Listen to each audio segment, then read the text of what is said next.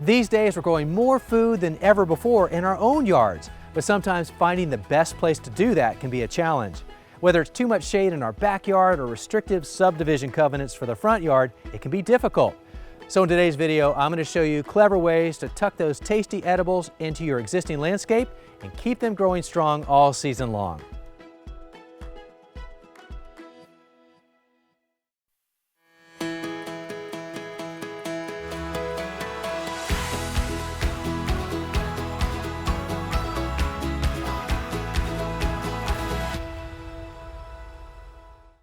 Now, when you're looking for places to tuck in edibles into your existing landscape, don't worry if you don't have a traditional vegetable or food garden to begin with.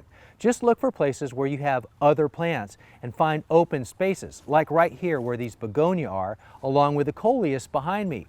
These plants love the warm weather, so as it gets colder, they're going to be coming out. But in the meantime, I still have an open area, which is perfect for plants like this lettuce right here, because first of all, it doesn't require a lot of sun. And secondly, these are cold hardy. So as these plants come out, this lettuce will only get bigger and it will withstand the cold weather, so this is the perfect place for that.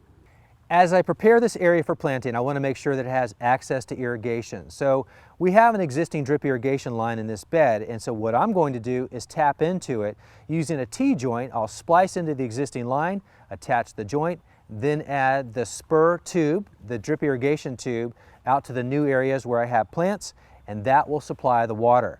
Then I want to make sure that this area is fertile, and the way that I do that is to add an additional amount of slow-release organically derived source of nitrogen that will last the season and keep these plants fed until they come out next summer. Then I add some mulch and this bed is ready to go. And that's all there is to it.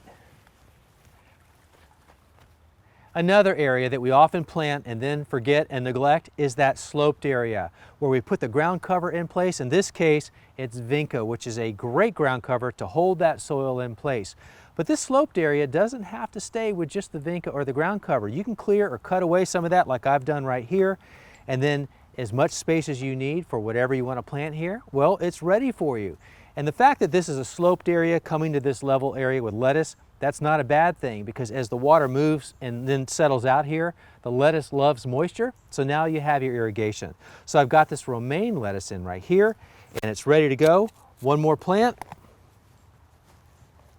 and I've got a new bed of lettuce.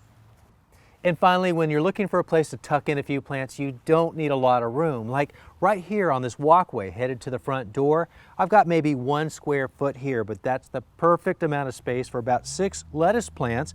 I know I don't have to worry about irrigation because I'm looking here, I've got moss growing on the bricks, I've got happy hellebores, and I've got a downspout right here. So I know I've got plenty of water. The capillary action is going to draw that water right to the roots of my new plants. So all I need to do is add a little fertilizer and some mulch, and these plants are good to go.